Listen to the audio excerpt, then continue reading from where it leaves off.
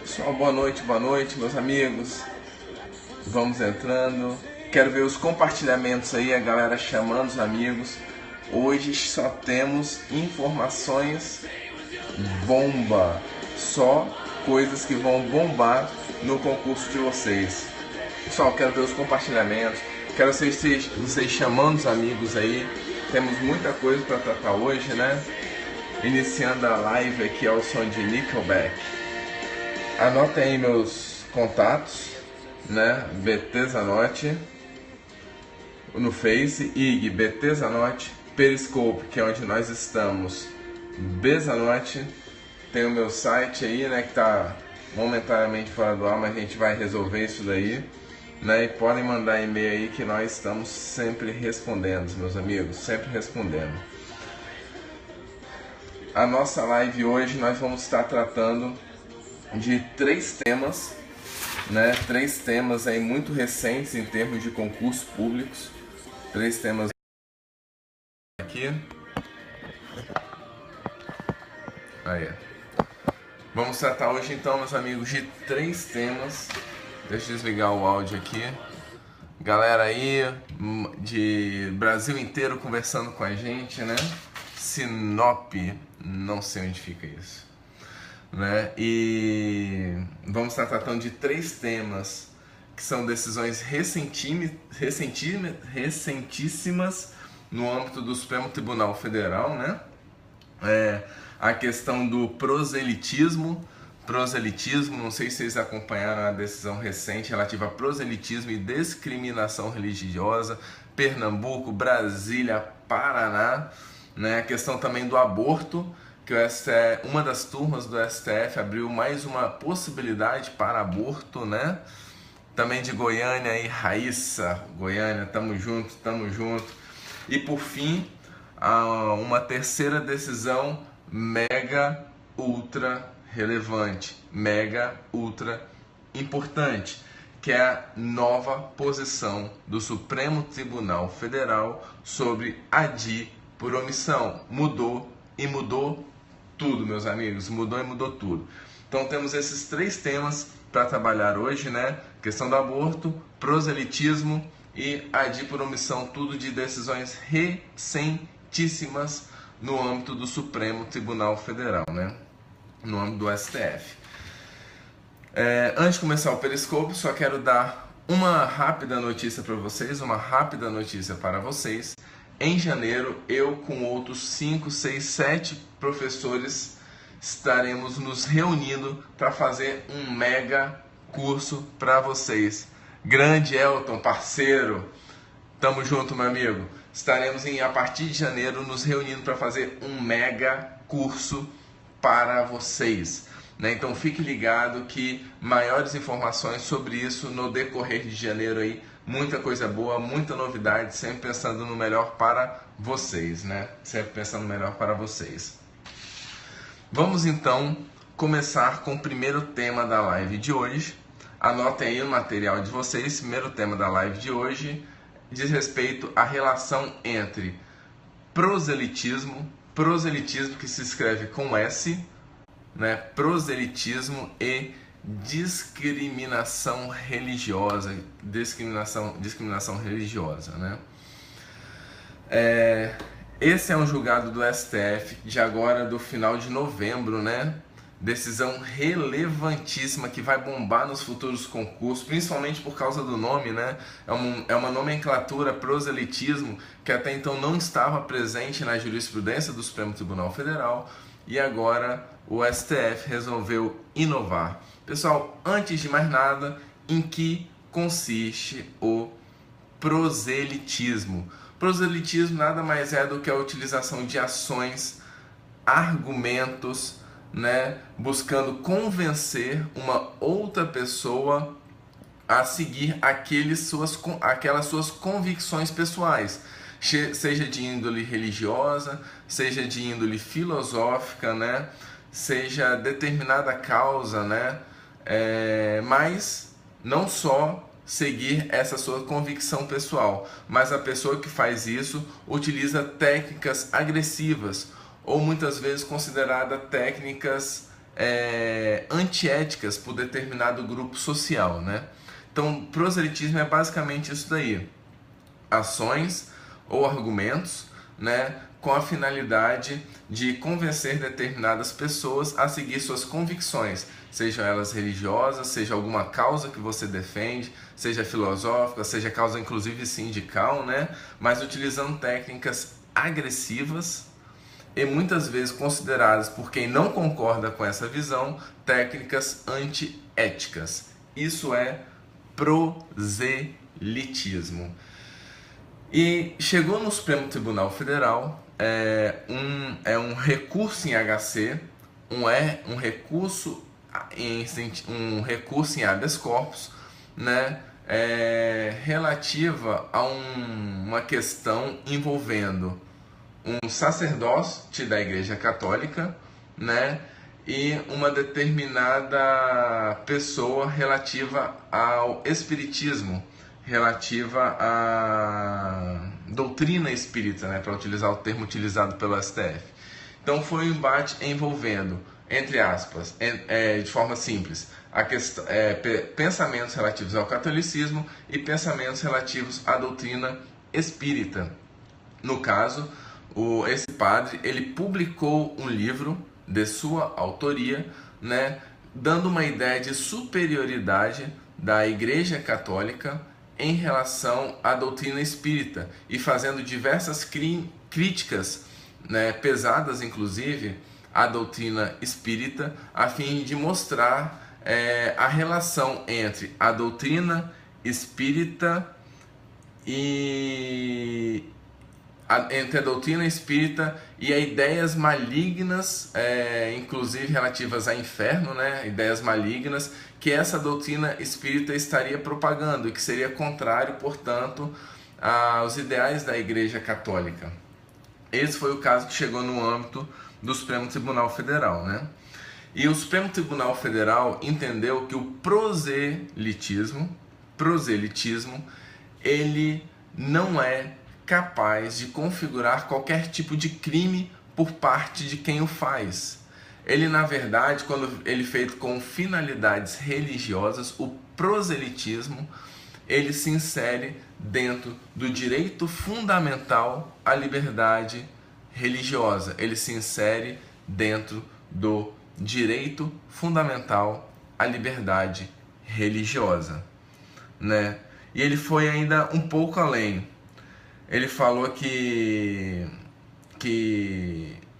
o proselitismo, portanto, anotem isso, que isso é importante, não configura qualquer forma de preconceito ou mesmo de discriminação. Portanto, o proselitismo, ele é protegido pela liberdade religiosa. Mas por que o STF chegou a essa conclusão? Que esse é um tema bem interessante da gente trabalhar, né? Na verdade, o STF falou que o proselitismo, ele é natural de qualquer religião que tenha por finalidade angariar a quantidade máxima de pessoas possível, né? Utilizando argumentações, diminuindo outras linhas religiosas ou mesmo linhas de doutrinas, né? No caso é espírita. E exatamente por isso que o STF falou que esse discurso, no caso concreto, esse discurso da Igreja Católica, ele é um discurso de propagação da fé. É um discurso de propagação da fé católica, não havendo, portanto, qualquer vedação de índole criminal ou mesmo constitucional, né? E só para concluir esse ponto, ele ainda afirmou o seguinte: a relação entre espiritismo e características malignas, a relação entre, de acordo com o STF, a relação entre espiritismo e características malignas não é hipótese de discriminação, né? Então a novidade do STF aí em relação a proselitismo, em relação à relação entre discriminação religiosa e proselitismo. Vi que um grande amigo meu aí entrou, né? grande parceiro de todas as horas. Estávamos juntos lá, né, no aulão, né, professor?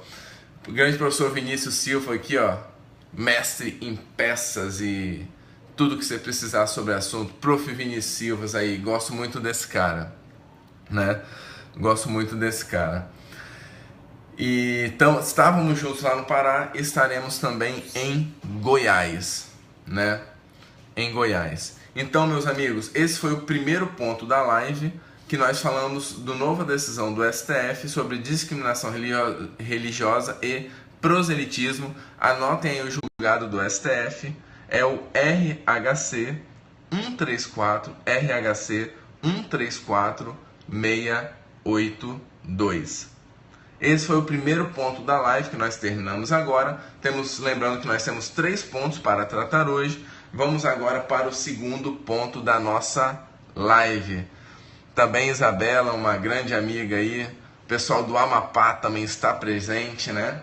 Então terminamos agora de falar sobre proselitismo, conceitos, né? Posição do STF sobre o assunto. E vamos tratar agora da nova decisão do Supremo Tribunal Federal relativa ao aborto. Decisão também que vai cair muito no seu concurso público. Vai cair muito no seu concurso público. Um grande abraço ao Pará, estive aí recente.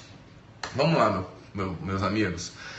Quais são as hipóteses hoje permitidas de aborto? Quais são hoje as hipóteses permitidas de aborto? Né? Nós temos aquelas hipóteses do artigo 128 do Código Penal, né? 128 do Código Penal, inciso 1 e 2, que é aquele decorrente de estupro, né? E no caso em que existe risco para a gestante. Além desse caso de permissão de aborto prevista no CP, nós temos uma terceira hipótese, que é aquela julgada pelo STF no âmbito da ADPF número 54, relativa ao feto anencefálico, no qual o Supremo Tribunal Federal fez uso da interpretação, de uma técnica de interpretação, a fim de afastar a hipótese de aborto sempre que ficar caracterizado o feto anencéfalo. A essas 3 hipóteses, 2 do Código Penal e essa da DPF número 54, vem agora a 4ª exceção à possibilidade de aborto. 4ª exceção à possibilidade de aborto, de julgado agora de novembro desse ano, né? O julgado não tem nem um mês ainda, saiu no último informativo do STF. Anotem aí. O STF conferiu interpretação conforme a Constituição. O STF conferiu interpretação conforme a Constituição aos artigos 124 a 126 do Código Penal, dos artigos 124 a 126 do Código Penal, com a finalidade de excluir a interpretação de configuração de crime nos casos de interrupção voluntária da gestante até o 3º mês. O que o STF quer dizer com isso, meus amigos? Não é hipótese de crime de aborto quando o aborto é feito até o 3º mês de gravidez, de gravidez, né? Quais são os detalhes desse julgado? Primeiro, trata-se de julgado de uma turma somente, no caso, a primeira turma do STF. Eu posso falar, portanto, hoje, de forma pacífica, que houve a descriminalização do aborto? Não, cuidado, não houve a descriminalização do aborto. Por quê? porque a decisão ela foi em controle difuso de constitucionalidade e as decisões tomadas em controle difuso de constitucionalidade não têm eficácia erga omnes e vinculante. Não tem, repito, não tem eficácia erga omnes e vinculante. Esse julgado serve, portanto, como o quê? Esse julgado serve como um precedente. Importante precedente, é verdade. Se eu não me engano, teve até um recurso no âmbito desse RHC que vai para o pleno do STF agora, né? Vai para o pleno do STF. Mas é importante parâmetro, como o colega colocou, como importante jurisprudência, né? Se a gente utilizar a nomenclatura correta, esse se configura como o mais importante leading case, do assunto sobre o tema, contudo, sem eficácia vinculante e posição de uma das turmas. Em breve, provavelmente ano que vem, nós teremos uma posição do pleno do STF sobre o assunto, meus amigos, sobre uma posição do pleno do STF sobre os assuntos, né? Seguindo então,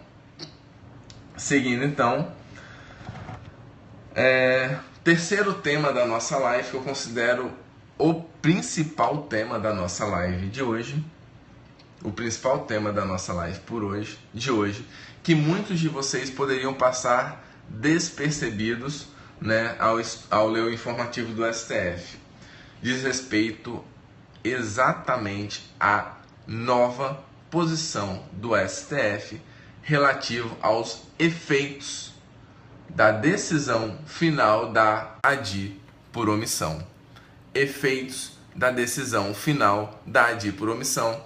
Esse será o tema do próximo ano. Anotem aí. Pessoal, a ADI por omissão, numa primeira fase de evolução do tema, né? Numa primeira fase da evolução do tema, o STF ele somente notificava o poder competente, somente notificava e não fazia nada além disso. Isso foi logo após a publicação da Constituição de 1988, né? Contudo, lá para o ano de 2005 e 2006, nós tivemos uma evolução sobre o tema. E o STF, no caso, além, né, numa segunda evolução, além de ele de notificar o poder competente, ele passou também a fixar um prazo para que esse poder competente legislasse. Esse caso, que ficou muito em voga na época, que foi lá pelo ano de 2006, 2008, que foram duas ADIs, a ADI 2240 e a ADI 3682, a ADI 2240 e a ADI 3682. O caso que foi julgado na época foi o caso dos municípios putativos, né? O artigo 18, parágrafo 4º da Constituição Federal, que é relativo exatamente ao tema da época, o artigo 18, parágrafo 4º, que ele falava no que diz respeito à questão da fusão, criação de municípios. E na época desse julgado, ele não só notificou o poder omisso, mas ele também fixou um prazo, meus amigos. Ele fixou um prazo para o poder legislativo criasse a norma necessária prevista no artigo 18, parágrafo 4º. O grande questionamento que foi feito na época: e se esse prazo do STF fosse descumprido? Se passado o prazo que o STF deu, houvesse ainda assim o descumprimento da decisão do STF. Na verdade, naquela época, nós nunca chegamos a saber o que aconteceria. Por quê? Porque na época, o Poder Legislativo publicou a emenda constitucional número 57/2008, número 57/2008, resolvendo todo o problema. e convalidou a emenda constitucional 57/2008. À época, ela convalidou todos os municípios criados sem a lei federal. Ou seja, a ADI perdeu o objeto e morreu aí o assunto. Então, até então, o que ficou assentado? E prestem atenção nesse detalhe. 1.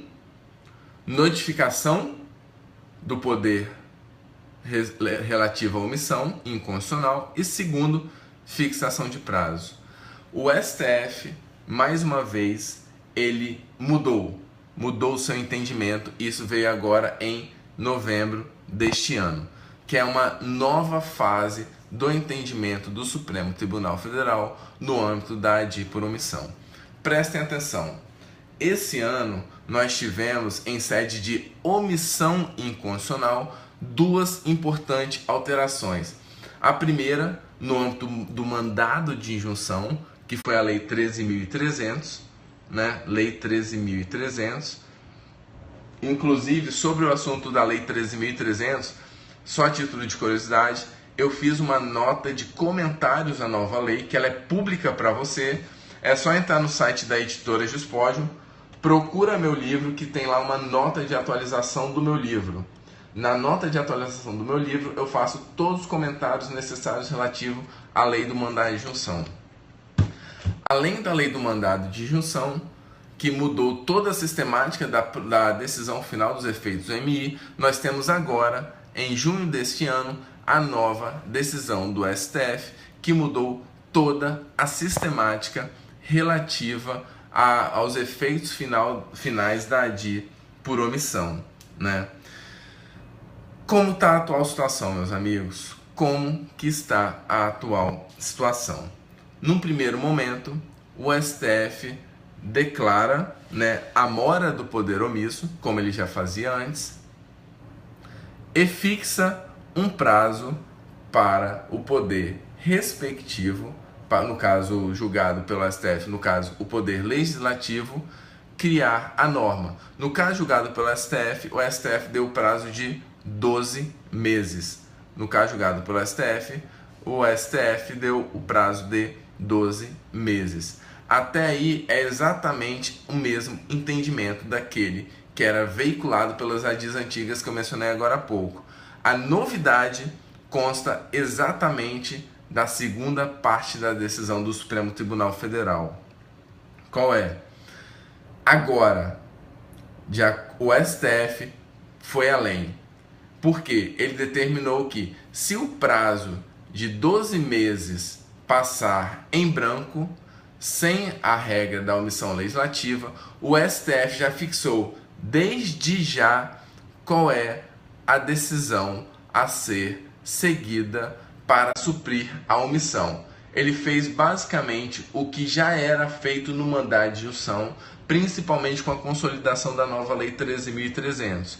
O STF agora pode também, no âmbito da ADI por omissão, criar a regra para aquele caso que ele está julgando. Observe o seguinte, a posição do STF até então, de acordo com a classificação doutrinária, era de posição não concretista. Contudo, em razão da ADI por omissão ter por determinação constitucional efeito erga omnes, hoje a classificação doutrinária dos efeitos gerais da decisão é posição concretista, concretista porque ele cria a norma para o caso concreto, posição concretista geral porque o efeito é erga omnes, para todos, posição concretista geral intermediária. Essa é a atual classificação. Posição concretista geral intermediária. Por que intermediária? Porque ele fixa um prazo para o poder respectivo suprir a omissão. Se ele não supre essa omissão, a própria regra, já existe uma própria regra que vai resolver essa omissão determinada pelo próprio Supremo Tribunal Federal, né? Então, hoje, essa é a atual posição do Supremo Tribunal Federal.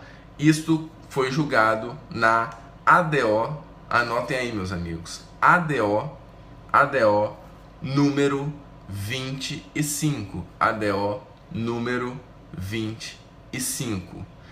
Essa posição nova do STF, que eu repito, posição concretista geral intermediária, posição concretista geral intermediária de acordo com as classificações doutrinárias. Isso vai bombar na sua prova. Isso consta do informativo número 849, informativo número 849 do Supremo Tribunal Federal, né? Então, meus amigos, esses foram os 3 temas que eu queria trabalhar com vocês nessa última live do ano, né? E eu queria aproveitar para deixar para vocês um feliz ano novo, um grande feliz ano novo aí, que 2017 seja a realização de todos os sonhos de vocês, com a conquista do cargo dos seus sonhos, né? Perseguindo aquilo que você acha de mais relevante para a sua vida, não desistindo jamais, não desista jamais. Meus amigos, é isso, no que precisar, podem contar comigo, um grande abraço aí, né? Um grande abraço no coração de vocês e até a próxima, nos veremos agora somente em 2017. E eu que agradeço a atenção de vocês até essa hora, né? O carinho aí sempre que vocês despendem comigo. Grande amigo, eu vou ser Delta, o Elton. Tamo junto, meu caro. Lorena também, tudo ótimo, graças a Deus. A Isabela também aí presente. Meus amigos, é isso. E no que precisar, podem contar comigo. Aquele abraço. Tchau, tchau. E vamos seguir firmes junto ao objetivo, ao sonho de nossa vida. Abraço. Tchau, tchau.